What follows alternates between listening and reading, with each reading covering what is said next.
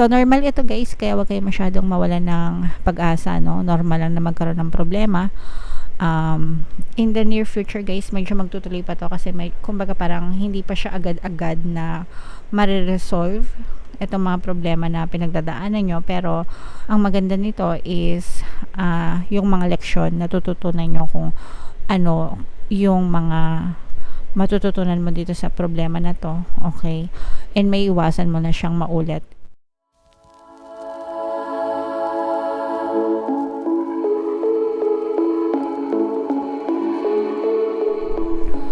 Hello guys, hello Aries, welcome back to Pinoy Pixie Tarot. Ang pamagat ng ating episode for tonight is anong ganap sa buhay mo. So ito isang timeless reading para sa Aries, Sun, Moon, Rising, Sign, and Venus. Shuffle ko yung cards guys, hanapin ko yung energy ng Aries.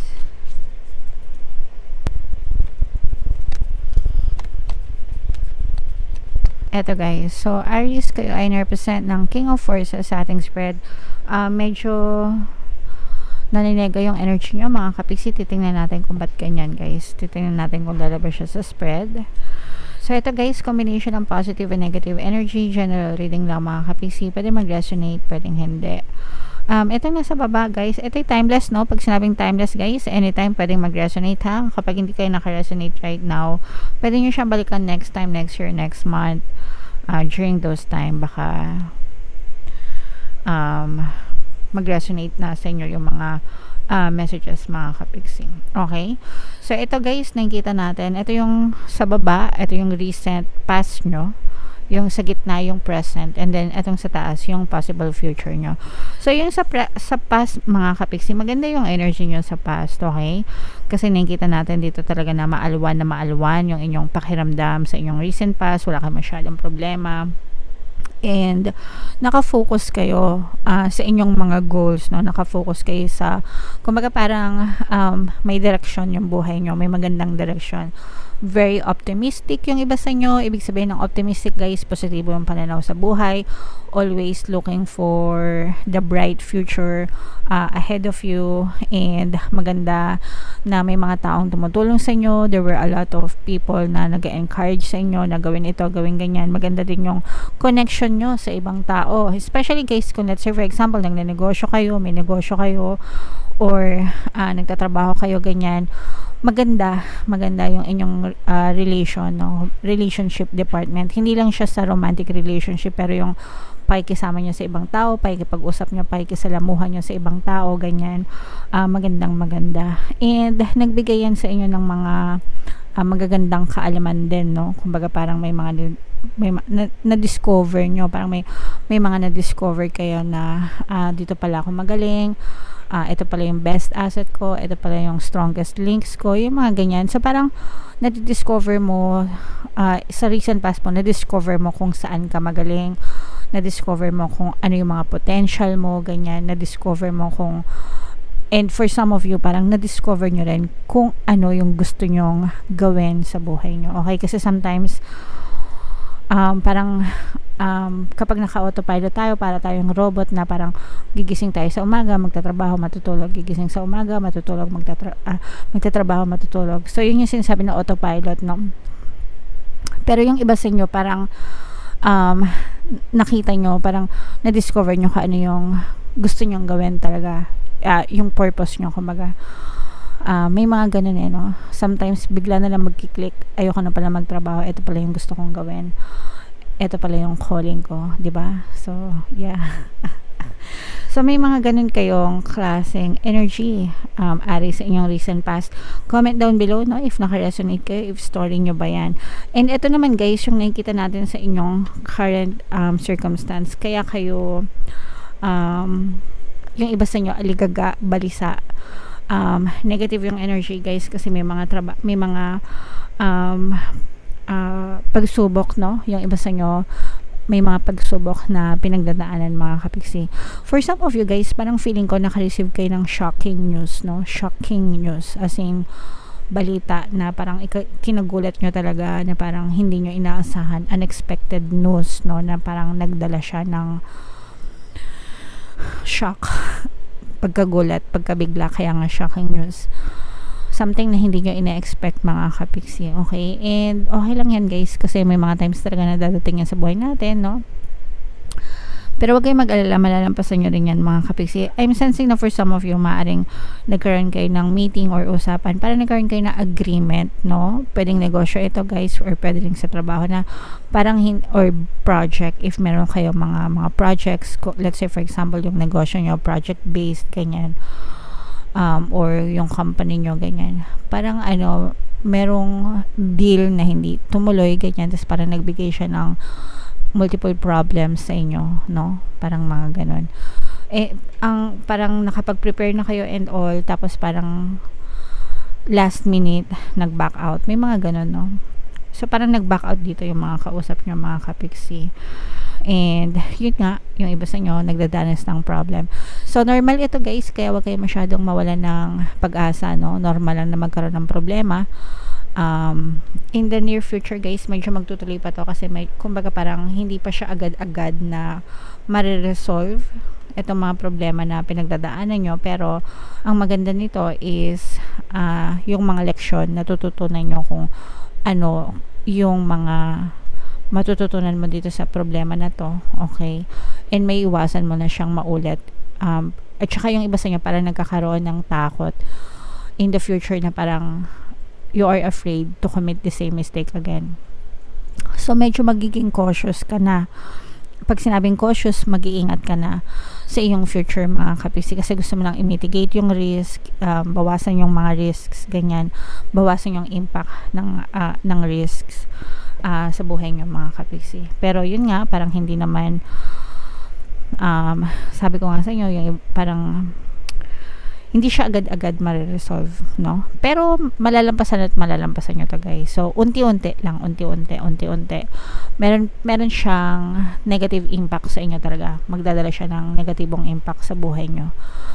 So, kapit lang guys, no? And sometimes talagang ganyan, hindi lahat ng reading positive. May mga lumalabas talaga na ganito, guys. So, paghandaan nyo na lang, maging aware na lang kayo dito, and don't take it to heart. Wag nyo masyadong seryoso. Wag nyo masyadong dibdibin, mga kapiksi, and always tell yourself that everything is always working out in my favor. This too shall pass. Yan yung mga magandang affirmations for you guys, para talagang malampasan nyo to ng maayos at mahinahon. So, palagi nyo sabihin guys, comment down below, everything is always working out in my favor.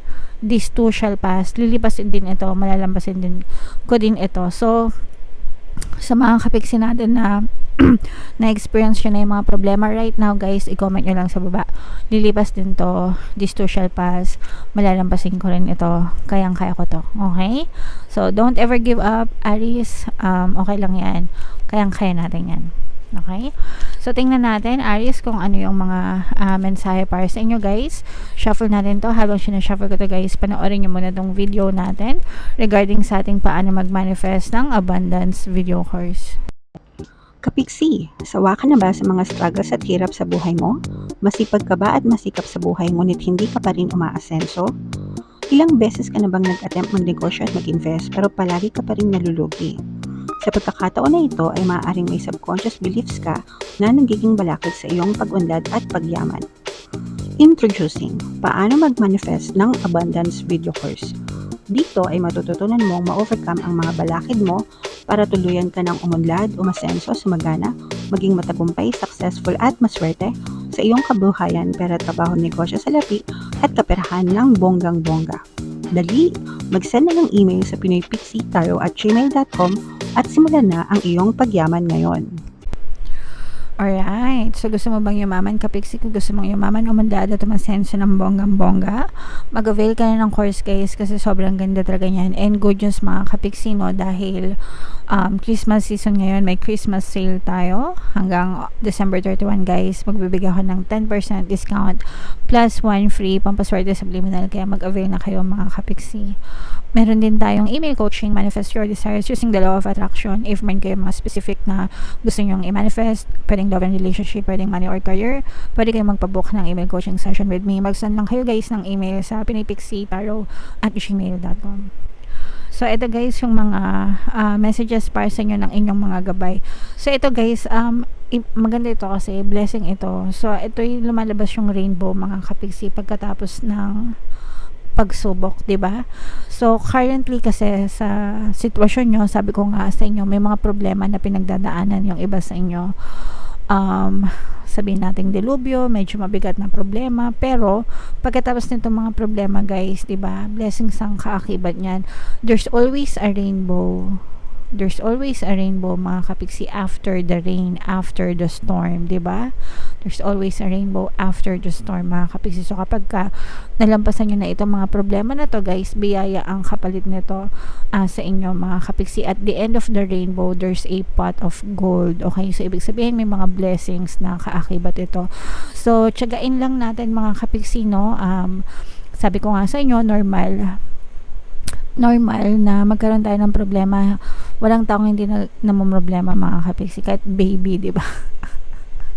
Kahit yung mga baby namumroblema sila, hindi nila alam kung paano nila sasabihin sila sa magulang nila na nagutom sila or may masakit sila, di ba? Iyak lang sila ng iyak. So yun yung problema nila. So ibig sabihin guys, gusto ko lang malaman nyo na lahat ng tao nagkakaroon ng problema. Lahat ng tao pwede magka-problema. Magkakaiba lang tayo ng degree mga kapiksi. Minsan yung iba magaan, minsan mabigat, di ba? Pero palagi natin yan nalalampasan mga kapiksi. Okay, so kapit lang guys. God has never given up on you, so don't ever give up on yourself. And sabi ko nga, i-affirm nyo lang, everything is always working out in my favor. This too shall pass. Lilipas din ito. Kayang-kaya ko to.